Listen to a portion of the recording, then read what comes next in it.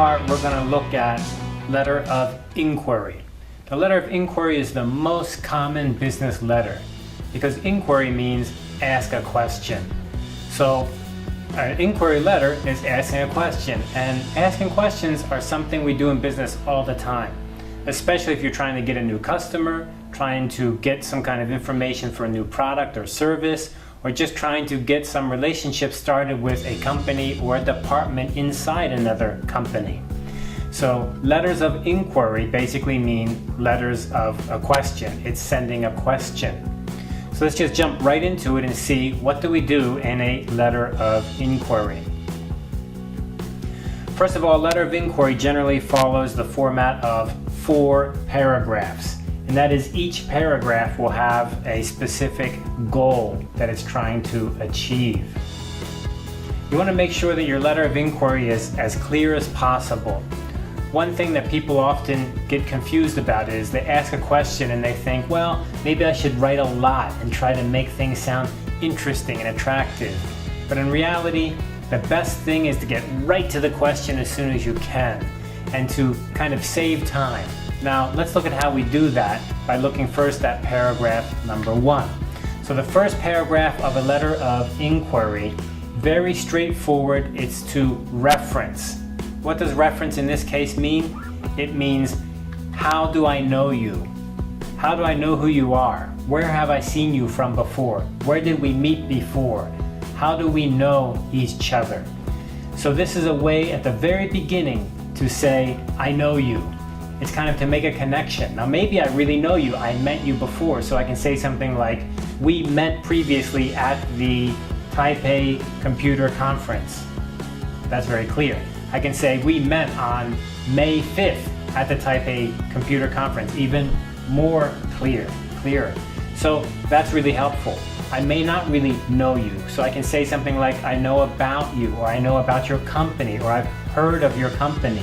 So these are ways to say, how do I know something about you?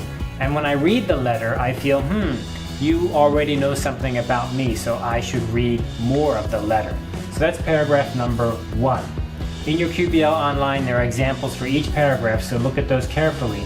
But here, let me just quickly bring up a few points to this example. Last week, July 20. So it's really nice to give a date. Give a little date. When did you know about this person? And here's a journal or magazine or newspaper article. I read about you, or I read about your company.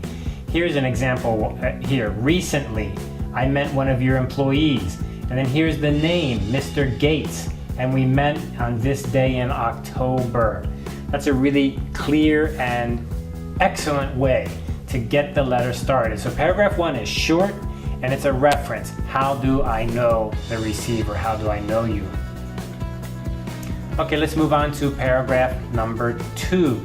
In paragraph number 2, this is your chance to introduce who are you, right? Why are you important to send this letter?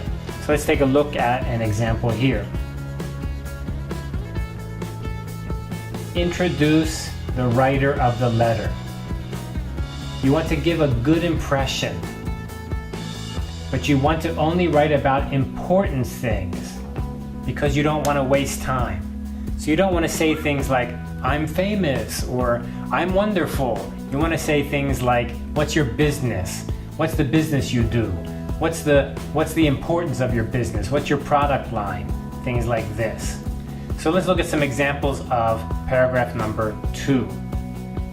Here you can see this person says, I'm a farmer. So he's telling the receiver, I'm a consumer and I use farming equipment. I used this equipment before, so I want to get some more information about this equipment. So it's very, very clear. It helps the reader understand that you already know something.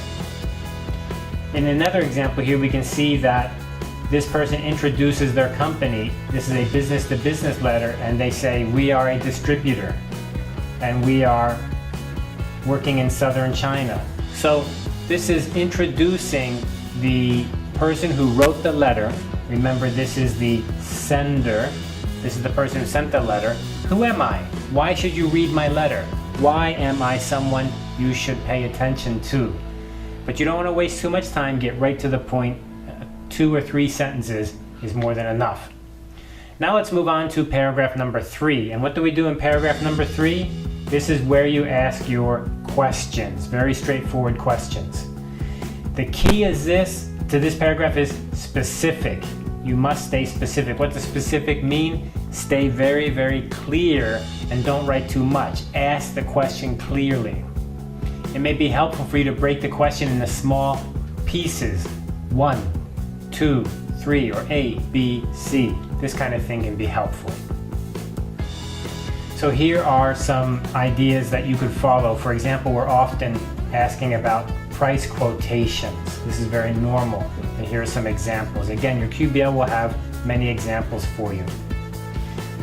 So here we have an example of a question, and this person here was a consumer and he just asked straight out about this product. And he's very clear. Please send me pricing information, finance information, terms information, warranties, and specifications. This is wonderful, really good. This is exactly what I want. They don't say, just send me something, anything is okay. But they're very, very specific about what it is desired to have in the answer. Here's an example of business to business, so B2B. In this case, we're interested in beginning some negotiations.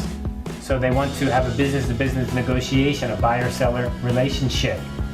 So we want to learn more about your product lines and if you would like to sell in this market. And we'd like to get some more information about your marketing and your pricing strategies. So that's very good, very clear. So you can see that the question section can be short and clear, nice and easy to understand, I think is the key point.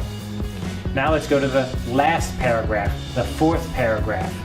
In the 4th paragraph, you're going to basically come to a conclusion, and of course, you want to thank the reader for reading this. Thank you for your time, for example. But you also want to be very clear about the response. So I like to use this word here, time frame. Time frame means when do you expect them to respond? When do you expect to get an answer? Time frame. It's like a window frame, right? What is this time in here that I would like to get an answer? If it's later than that, it's too late, right? So that's called the time frame. Here's an example, and this was the consumer to business. So they begin with thank you. That's very nice. That's very formal. And here it's very clear. Please respond before October. The business-to-business example here is asking for a fax or an email before August 20. Before August 20. So in this case, it's also very clear about what their expectation is.